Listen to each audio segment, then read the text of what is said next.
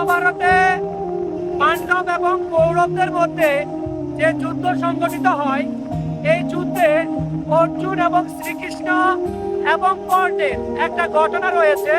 কর্ণের চাকাটি যখন যুদ্ধক্ষেত্রে বালির সাথে আটকে যায়, তখন কৃষ্ণ অর্জুনকে বারবার বলছে তুমি কর্ণকে প্রহার করো, এবং এই জন্যই প্রহার করো যে কর্ণ বর্তমানে নিরস্ত্র রয়েছে।